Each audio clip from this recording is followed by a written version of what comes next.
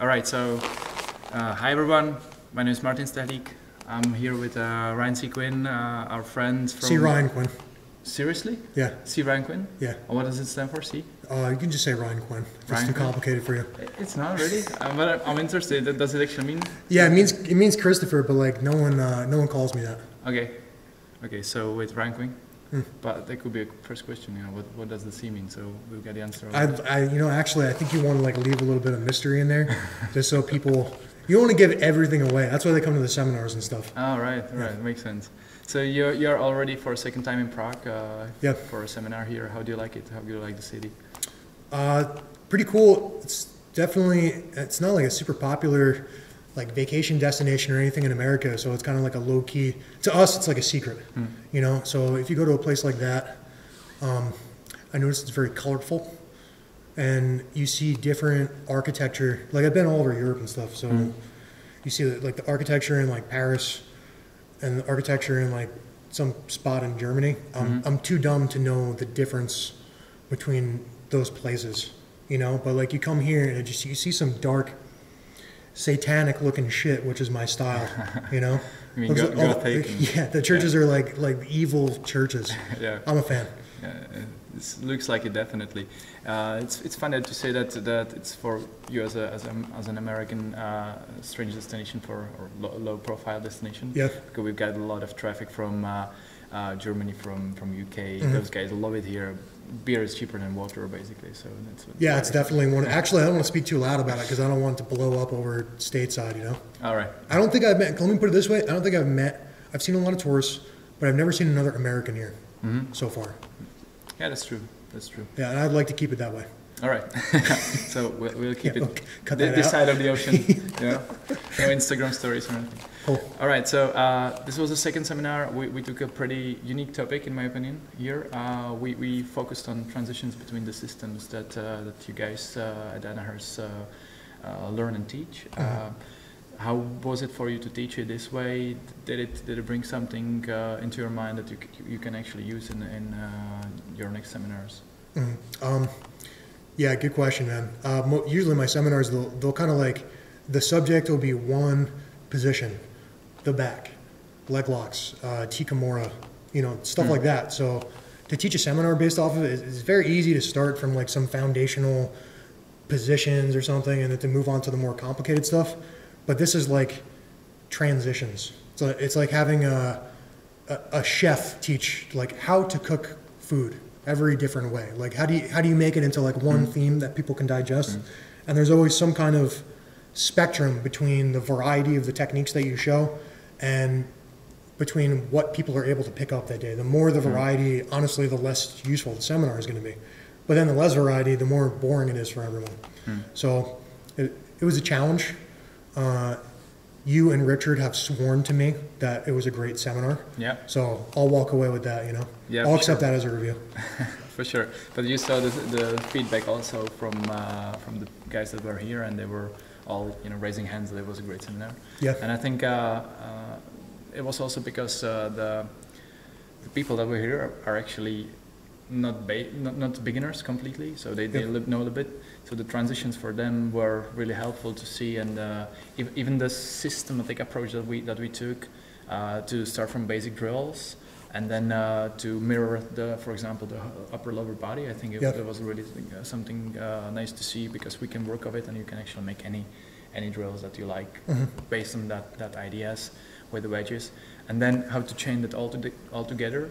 And for example, for me, the addition of how do you call it? The drilling, the unscripted drilling. Is that what you're talking about? That's what I'm talking about. Definitely, that's something that I think is very useful for every grappler for their development. So. Yeah, it's funny how that. I mean, unscripted drilling is when you learn 3 moves from a position, and I don't know. You do an arm bar. Sometimes your training partner moves in a way where you take the back. You do an arm bar. Sometimes your training partner moves away where you attack the legs. You do an arm bar. Sometimes your training partner moves, et cetera, et cetera. 3 moves from the same position. And depending on what your training partner does, you don't get to choose. Your training partner is the one who chooses what happens, and you have to respond accordingly. And it's funny because, I mean, children in the United States, I'm sure all over the world they probably use it here too. They just write stuff on index cards. 2 times 2 equals 4. Yeah. 2 times 3 equals 6. You know, and so it's not a very unique or creative way to train. But just to take like a learning tool like that and import it into jiu-jitsu somehow is groundbreaking and unique and like blowing people's minds. But it's really useful, you know. Yeah, I totally agree, and I think it's because we are very much used to get the knowledge, you know, just being given to you, and not like seeking it and exploring. It's like, hey, show me this. Okay, I learned that. No, you haven't. You just saw it and you repeating the moves. But this way, you can actually get it into your system and then apply it live. Sounds so deep. Yeah. You know, I was, man. It was really good. I think a lot of people here in the seminar were really blown away by how we can actually train differently than normally we do. Those would probably be some of the more unique facets of the seminars that I run. It's not just like here's a bunch of techniques and then we'll drill it so that hopefully you remember it, and then usually people don't anyway. There's also like elements of how is it that you train so that you take a technique that you've never seen before and you go from never seeing it before, you're at like level 0 of proficiency, to getting at the very least mediocre by the end of the seminar. Maybe people might be good enough to use it live that day or that week or something like that. So those are some of the skills. The skills are not only technical, the skills are also about how is it that you can train. The learning curve. Yeah, exactly. So, and that's kind of like what our job is as coaches. One way to describe what we do as coaches how is it that we take someone who has no proficiency in a given area or maybe across the entire spectrum of skills that we call Brazilian Jiu-Jitsu, and how do we take them so that they can apply it to a high intensity situation like competition, or if you're into like self-defense in the street. Okay, and honestly, most instructors, they don't see that what we do is answering that question. So there's a very rudimentary understanding of how is it that we take people from a level 0 up to a level 100 intensity. Okay, so you know, like a normal jiu-jitsu gym, what do? We do like a warm-up, you do drill a new move with 0 resistance, and then you roll at 100% resistance. Yeah, that's the usual thing. And it's a huge step up. You're not taking the stairs to the top floor, you're taking like a fucking elevator. You know what I'm saying? And you end up skipping a lot of stuff when you do that. Yeah, so I completely agree with this as well. And we're trying to here at Choketopus Gymu, we try to, our coach Richard is trying to really take a different approach than this traditional, very, very old school style of teaching that you exactly what you described. A lot of things like positional sparring take place. Richard, do you want to talk about it as well? Well, I mean, you're talking about me, so I can just say it.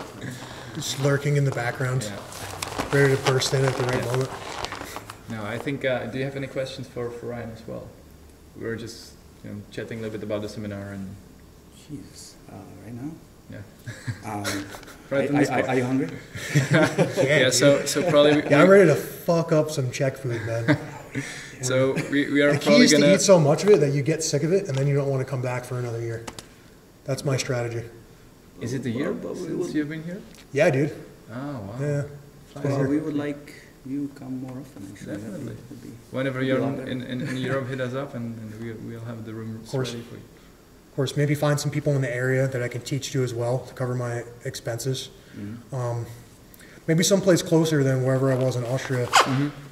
I was telling these guys, I was like, I thought that Hungary and Czech Republic and Austria, I thought those countries were way smaller.